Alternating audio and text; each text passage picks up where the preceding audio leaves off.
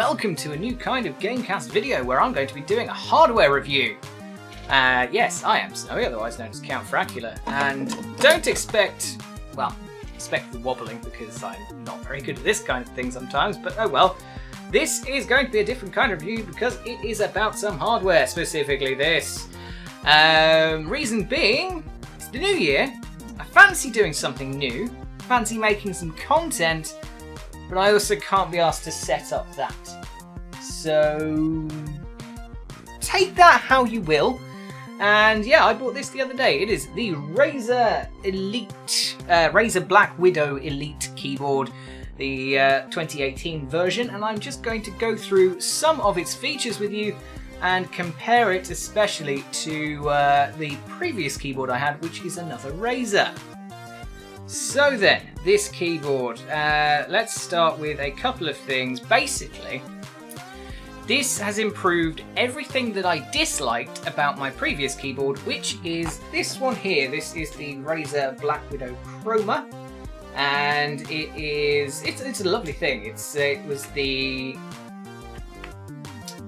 I can't remember the specific model of it, but basically there's two models of Blackwidow. There's this one here, and if I just take away that, we'll get onto that in a second.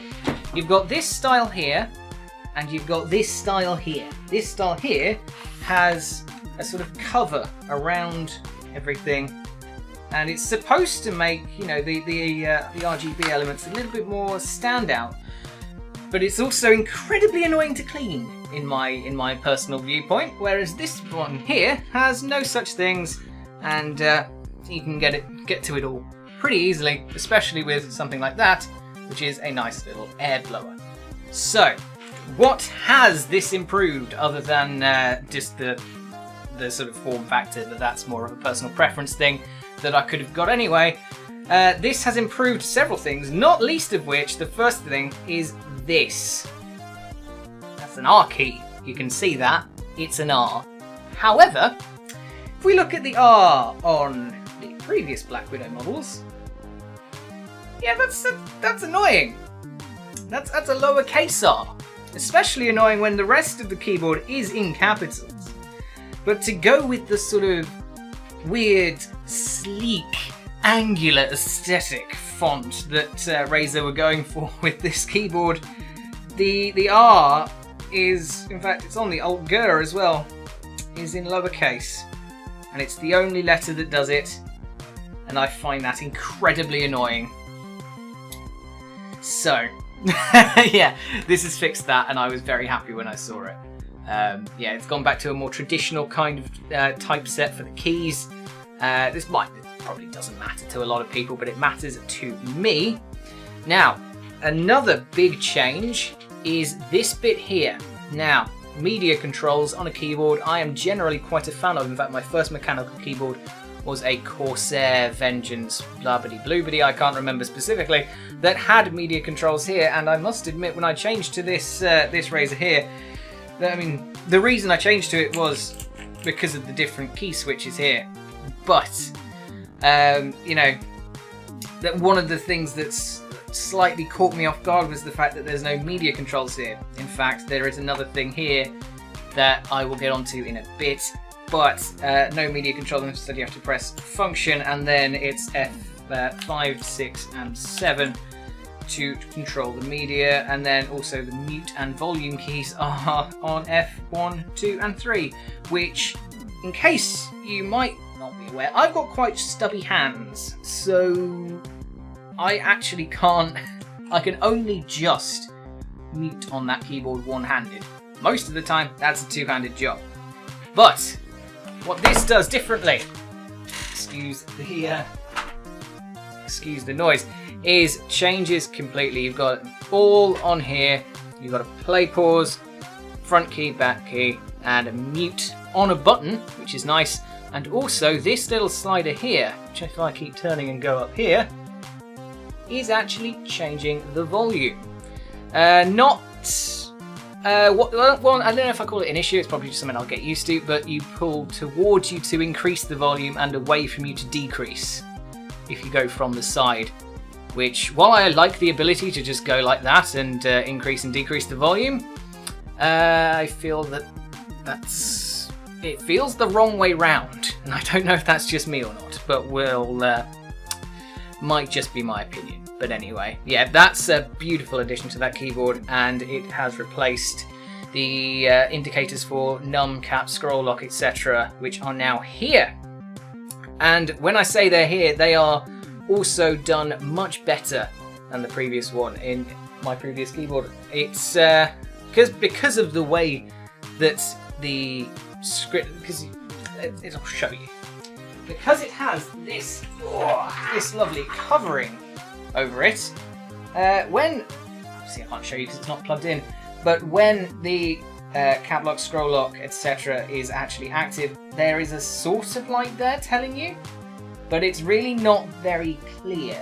It's not a clear indicator.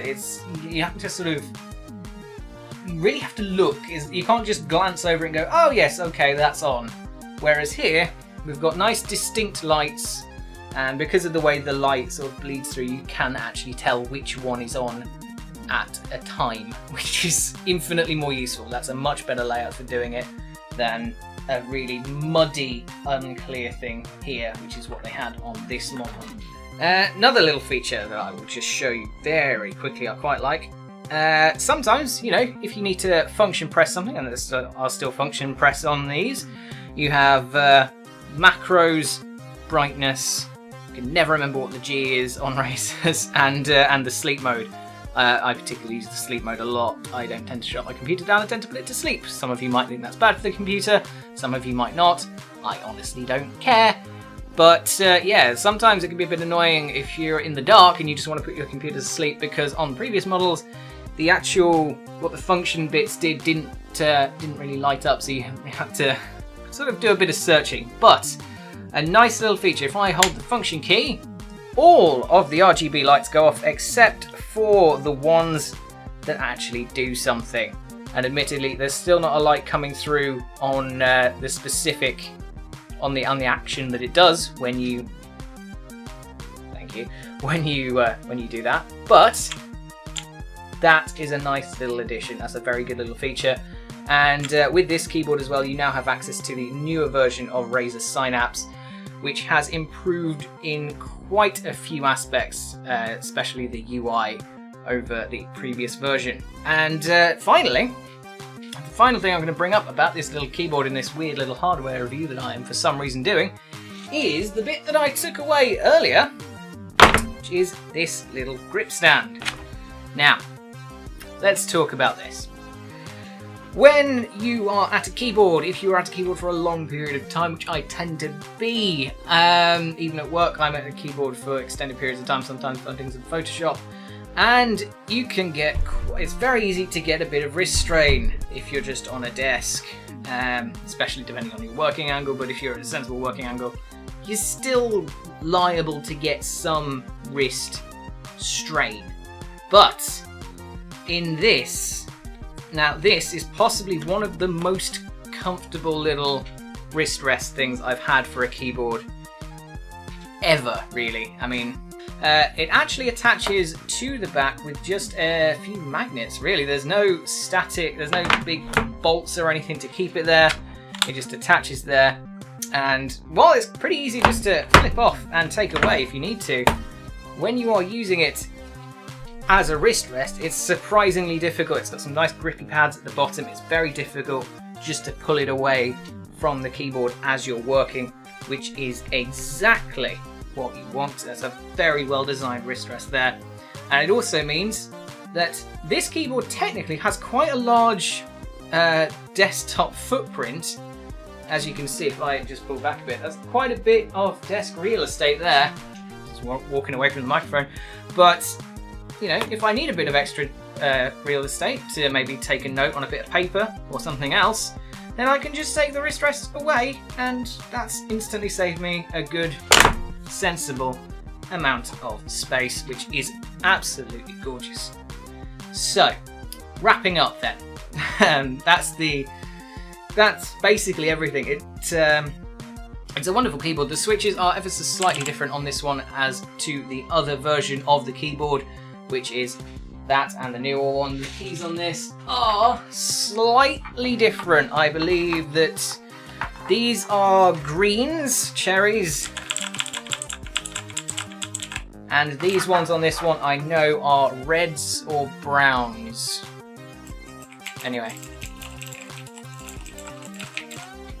if that is a thing that affects you, then you know, bear that with a pinch of salt. You can also get that version of the, you know, this newish keyboard, but in that form factor if you so wish. Do bear that in mind.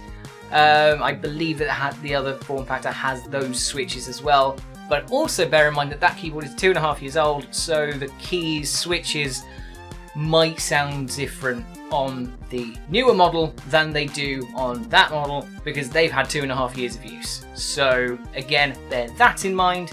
But otherwise, this keyboard is getting a pretty solid recommendation from me. No macros, but I'm not personally a huge macro user, so it's not something that bothers me. The only thing that does bother me at the moment is something I need to get used to, is not having a set of keys here, so I'm constantly one key further over than I think I am, because that's just what I'm used to. But anyway, that was a hardware review from GameCast, and I hope you enjoyed it. If you want us to do more hardware reviews in the future, please leave a comment, please like this video and subscribe and share. Just tell us if you want more of this stuff. And otherwise, we do a lot of other gaming content. We do news, reviews, let's plays, podcasts, lots of great content. And I will see you soon for something else. Maybe next week, because I'm recording with Sully, but that depends on whether he can get it out, because I will be away while we're recording it. So, yeah. Bye!